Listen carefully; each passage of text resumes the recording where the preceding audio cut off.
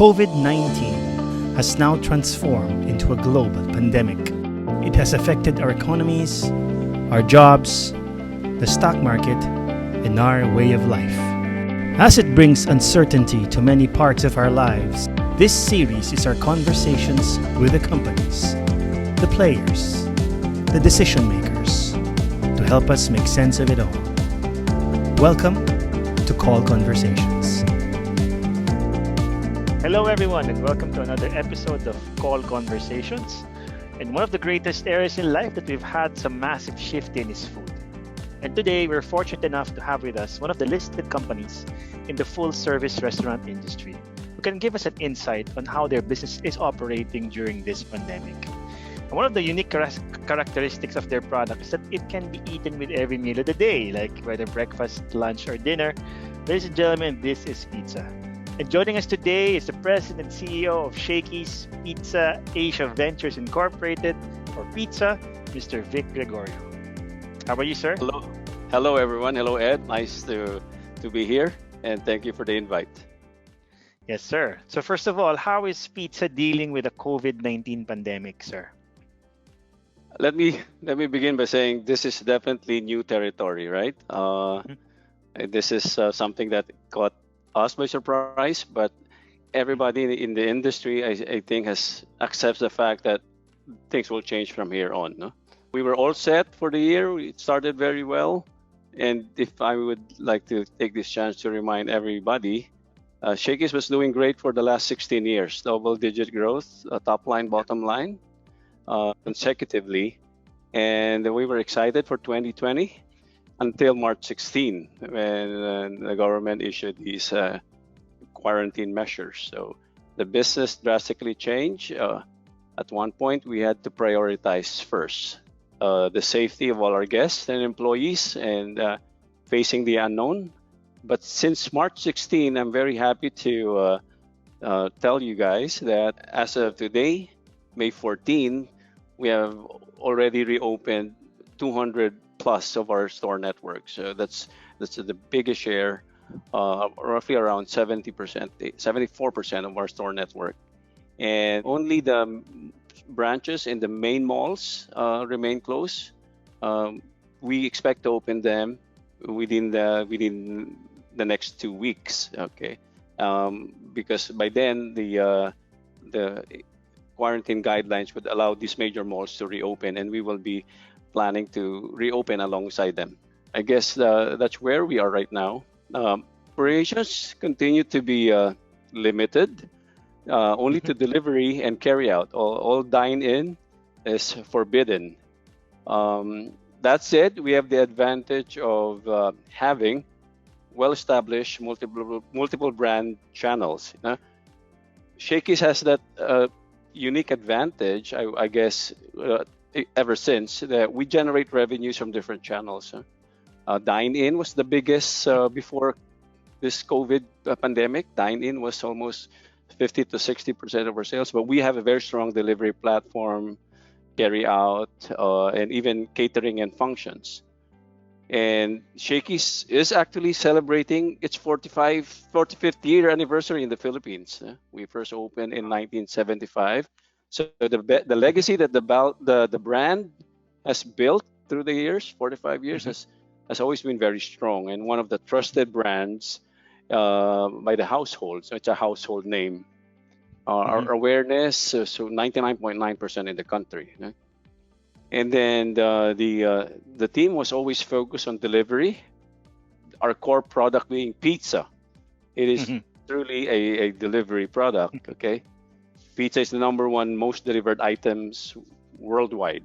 So we continue to strengthen our delivery platform year on year, and have invested heavily in the digital space for the last 2-3 years. We're closely working with aggregators. We started working with them last year, and Shakey's has become one of the preferred partners of the leading aggregators, Grab and Food Panda. So we enjoy good working relationships with them, preferred rates compared to the small one-offs and smaller restaurant chains. And we now are looking at to address the new normal. A team is working nonstop now to perfect our curbside pickup operations. So that's some of the things we have done. But the big game changer, more than anything else, would be on the health and safety of running an operations or running the restaurant chain. For me and for our board, safety is primordial. We see this as the new differentiating and the thing that will make a chain go bust or continue to grow. The consumer's mindset have changed, and in response to the crisis, what we have done is first take stock of what are the basic rules that have to be in place before we even open our first store. And so we optimized, streamline our menu. I also want to be able to simplify the operations. Limited the menu offering and SKUs to the biggest hits, the most popular and in-demand core products of Shakey's. That will allow us to just focus on the key products and be able to make sure they're done right, they're safe, and they're really of high quality. And a lot of investment had to be put on protective gear. You know, if there is a front line in the medical field, there is also a front line in the restaurant business. So every single staff has to be rebriefed on how to execute the task, given in the new situation, social distancing, frequent, even more hand washing. So they're timed not more than every 30 minutes, whether they did something or not, whether there was a ordered transaction or not. They have a protocol to make sure they follow. And all of this, we made sure had to meet the standards that the government and World Health Organization requires. So these are some of the things that has been going on since the start of the ECQ. Okay, sir, you've when you mentioned that you've already opened 74 to 75% of your stores, that's 200. I'm not really surprised, because most of my interactions with pizza, I think 99% are really delivery. You know, I never really went to a pizza store and ate there. I always had it delivered. So that being said, sir, are there other changes in your operations versus when we entered enhanced community quarantine? Well, after the quarantine, the biggest difference was there was no dine-in. Okay, the delivery and carry-out channels are what we offer, and everything has to be redesigned based on that. Our manning, our production team had to be retooled so that they can address the increase in these categories, because these two categories used to just provide 30 to 35% of the total sales for each store, and now without dine-in, they have doubled the very least on this, and on the average, the delivery business has actually, I think, tripled on the since the beginning of the ECQ.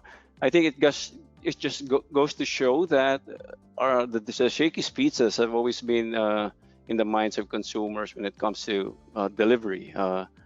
Even before ECQ, the Shakey's delivery platform was one of the more robust delivery programs in the industry. And we have our hotlines, we have our website ordering, we have our mobile apps. They continue to evolve. We always aim to make it frictionless and very convenient. So all of those investments we've made really came to fore during the last few weeks. So these are the things. And again, like I mentioned earlier, the safety mindset, which was already something we were proud of. If you remember, we had the cleanest stores, the cleanest restrooms, like that, and the way we focus on the product handling and production. we realized we just have like to make it 3 times more stricter with That's this with this coronavirus thing, because it's different. Okay, transmission is quite easy, so that has been a major change also in the right. store operations. S- okay, sir. Let's talk more about your stores, sir. How many are company owned and how many are franchised out? Before the crisis, as a group, we would have about close to 280 stores. Mhm, We were aggressive in the last 3-4 years, right? We were opening more than 20 stores every year, or mhm, more than 10% of the network. And we were all excited with the acquisition of Peri Peri. So mhm. we have about 50 to 55% of the operational stores are company owned. It's a very close, and we expect that to go to almost 50-50 by the time the franchise mall stores open in and outside Metro Manila. So it's safely said that 50-50. Okay, sir. Now that we're talking about, of course, the reopening of your stores, are there any major factors of or constraints in opening more stores? What are the current challenges that you face in opening more stores, sir? The biggest challenge now for every operator or every restaurant chain now would be the big uncertainty. Okay, Mhm, the rules have changed. The traditional paradigms will have to be revisited, and many of them will probably become irrelevant. mhm, So, given the many unknowns now, every prudent operator would like to see how this all comes out to play, mhm, and would be very cautious in just expanding using the old store economic model or the old ways of working. Okay, in our case, we had to take stock of our expansion plans, and we decided mhm. to also conserve cash. Okay, we need to make sure, for us now, cash is king. We got to make sure that we go through this and be in a good position after to take advantage of whatever opportunities that come. So Mhm. as we realize that the rules are forever change, we decided to put a hold on all our expansion for now. And then we will have to redesign the new stores of the future for Shakey's. Understanding that dine-in will not be as the usual as 60% of the sales. The only way things can go back to the old way is if we see a vaccine for Mhm. this coronavirus. But in our opinion, we don't see that happening in the next 18 to 24 months. Just to be very prudent, Okay. just to be very pragmatic. And so we have to uh, understand and have that mindset that everything has to be reviewed, everything has to be revisited. We always thought we had a very big advantage, and it was a strength for us in our expansion. We were very selective. We were always conservative in our estimates. That's why we had a very high success ratio for new store openings. We Mhm. take That's pride right. in that. But because again of so many unknown factors, we cannot be complacent, and we have to Mhm. redo the whole thing. You've talked about the expansion of pizza, sir, but let me ask you about reopening your closed stores. Are there any challenges there? Like you've closed, di ba, as you mentioned, you've opened 75% already of your stores.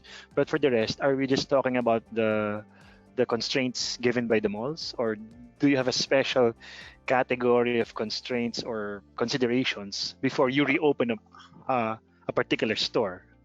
The biggest constraint now will be ensuring that it will be safe. Okay, Okay. All right. whether you're outside the malls or within the malls, we've got Mm-hmm. to make Yeah. sure that the store is reconfigured and retooled, given the right Mm-hmm. additional protective gear, so Mm-hmm. that the safety of the guests and the employees are ensured. Second, we know that the consumer mindset and purchasing habits will change. Okay, they will not be as outgoing and it's also forbidden, I think, by the regulations to have big Mm-hmm. assemblies and big groups. Okay, so social distancing is also required. So the store will be challenged in terms of capacity. Easily, 50% seating capacity will be taken out. Okay, so that would Mm-hmm. be a big factor and a big challenge for stores, especially those in the malls that used to cater to very high dine-in component. And also the people, the employees, we have to come up with a plan where it would be more easier and convenient for them to report for work. So we've been reviewing reassignment and reassigning people. In the past, transportation was not an issue. Okay, it Mm-hmm. was long because of the traffic, but Yes. they pretty got used to it. But now we realize it would be best and ideal to have employees assigned near where they live. Okay, Mm-hmm. so we're taking Yeah. advantage of this crisis to reorganize and reassign people to where it will be more convenient and safer for them. So that would be, I would say, the biggest three things: the safety thing, the consumer psyche and habits will change, and then even our own people, we will have to. Other than that, we would have to go back to making sure that we continue doing high quality products, serving them in a clean environment, and prioritizing the welfare and the experience of the guest. It will not change. Oh, just to share with you also, sir, we took a survey from our customers, no, and our survey went like this: what are you going to do when they lift the ECQ? Are you gonna go out? Are you gonna eat out? Are you gonna watch a movie? And 50 to 60% of our customers answered they're gonna stay home. They're not gonna go out. So I think True. that's That's something why, yeah, I you think know. what our team has been doing Mhm. is that we have people doing nothing but monitoring what's going on out there, Right, not just right. in the Philippines, but more importantly in the other markets or in other countries where they would be like 4 to 6 weeks ahead, no, Hmm. of this Hmm. crisis. So we've been busy monitoring how consumers react, what do they want to do, and we see a wide range of different reactions in Hmm. markets like New Zealand and Vietnam. What we found out, the feedback we got was that they were so just excited to go home, to go back to their favorite Hmm. restaurants, That's right. and the government had to intervene Hmm. to strictly enforce social distancing and discourage people.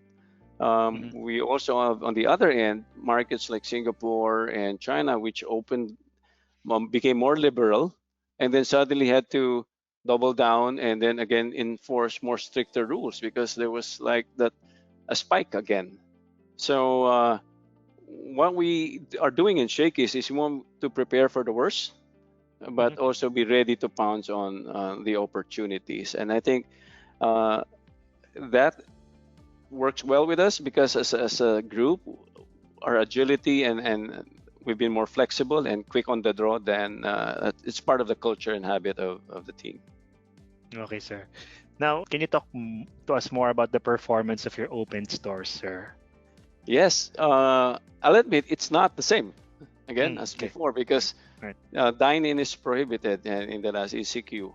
But having said that, we our data shows us that we were actually surprised at the growth that we had with the carry-out Hmm.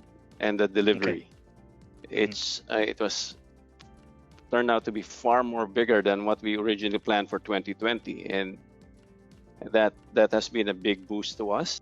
That is why the team has been busy reorganizing and restructuring to that new normal. Okay, Hmm. um, it does help that our products have high margins. Okay, our balance sheet was was healthy before the Hmm. crisis and strong, and you know this would allow us to continue facing this crisis with some confidence that we'll be able to go through this because a game plan is in place. Hmm. That's where we are. So We're planning for 60-70% recovery. There could be an upside of that, and we should also be ready for that. The downside is if the government does not execute the restrictions right, there could be a danger of a second wave, and then we have to be ready also to go back to what we're doing now to make sure that we go through this very well. Okay, sir. Now, 280 stores plus is a massive undertaking, sir. I'm sure it's a logistical symphony. So let's talk more about your supply chain, sir. Do you have any challenges recently in getting raw materials for your stores, sir? We have, again, opened about 200 stores, 200 plus stores already, and we're gradually reverting to normal level. Our supply chains are working quite well. We have no major drastic disruption, so to speak. We have most of our key raw materials are in stock and on hand, at least on a 2 to 3 months basis. So we have actually been covered by this, and the reduced volume allows us to have supply until the balance of the year. So, and we were also able to avoid massive selling of our inventory because it is not, again, a major issue with us for now. So the supply chain area has been relatively trouble-free for the moment. Okay, so no major issue at that so far. Okay, sir. You've mentioned a while ago that you have also some of your stores in malls. Have you ever negotiated with the mall operators for rent waivers? Not only for the mall-based branches, but also for the standalone stores. There have been some moves by the government to allow waiver of rent or postponement of rent. Is this a strategy that you did for pizza also? Yes, the rent is a major cost line item in the operating P&L, and right after ECQ, moves were made to immediately try to reach out to our partner lessors and make them understand the situation and the business we are in and how it has impacted us. And so there's a dedicated team of people monitoring what the government regulations are, what the industry feedback is. So we've been able to talk to all the lessors, and many of them have expressed their support. And so it's continuing up to now. The malls have finally come out with clear guidelines, and we've imputed all of them. Somehow all the major malls tend to have a similar approach on how to address the rent issue, and I think in credit to the malls, they are fully aware how this crisis has affected their tenants, and particularly the food, and how it has disrupted. And it does make sense for them to work with us and the restaurant industry, because the bulk of their tenant list in the malls now is food. And if the food business does not work in the mall system already, then it's going to be totally different for them also.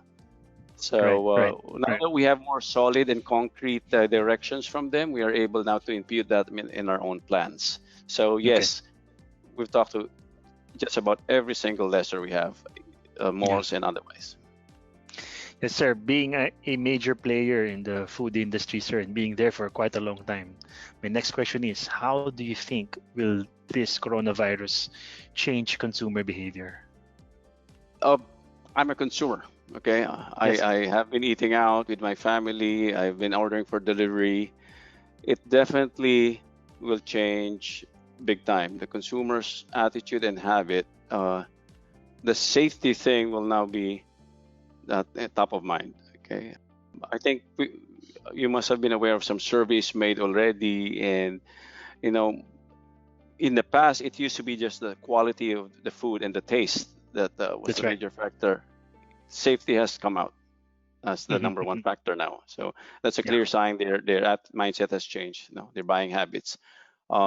So we realize that, and it just, for us, this crisis just further emphasizes to us why we always put importance on safety, cleanliness, and sanitation. And also the way they buy, they would just come in office reunions, like I'll get quick gatherings, 10 people strong and up. That might not be as common.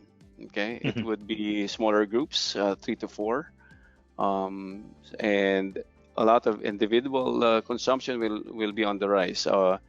So we're anticipating these changes, and then again coming up with a new way of executing operations that would allow us to adapt to the changed mindset and buying habits of the consumer. So safety, who they eat out with, what they buy. This crisis has also, by the way, shown us that their food adventurism will probably be waning down. No? In the past, there was just an explosion of new concepts and mom and pop concepts coming out everywhere. Now, that would be different, I guess. Now they would want to go back to their proven and standard brands and products that they are most comfortable with. Again, due to the concern on safety and the trust level that they have. So we've seen that. We've heard from our guests. Shakey's has always been guest-centric, and for us, we think about everything we do here has to be in consideration of what the guest would see, what the guest would think, what the guest would feel.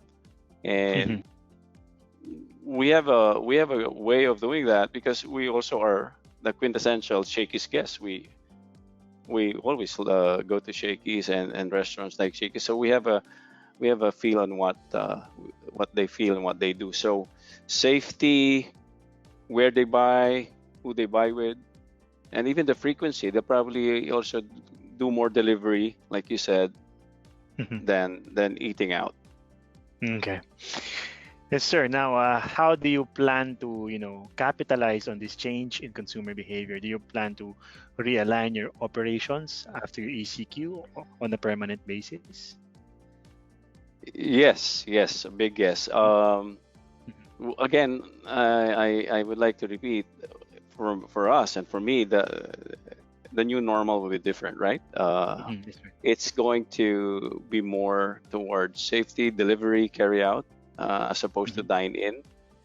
And so our focus will have to switch to further strengthening or expediting the new technology, the new processes, the new products that we have that was more designed for that delivery and carry out function. And even before the crisis, we were looking at new novel way of convenience like curbside pickup and our own version of drive-through, right? So we will have to go to those things and see how we could optimize the shift by the consumer towards these categories, towards this area. That's what they want. That's what they will be demanding, and that's what we should be able to provide them in a superior manner than our peers. So yes, it's going to be a lot of work, but we're excited actually to do this, and we believe we're in a very good position to switch to that kind of mindset, because we already have a very robust and stable platform on those areas of delivery and carry out. That being said, sir, is Pizza looking to acquire any businesses in that regard, like an aggregator or an online channel for that matter? That's a question we haven't really been thinking about that. What I do know, many will be affected, right? Many brands, some will not probably make it in this, and we think if there was one benefit I see from the crisis is the competition, the price wars, and all of those things will soften. People would think twice, thrice now before opening a restaurant now. Before, the barrier to entry in opening a restaurant was very, very low. Now, the numbers and the store economics have changed.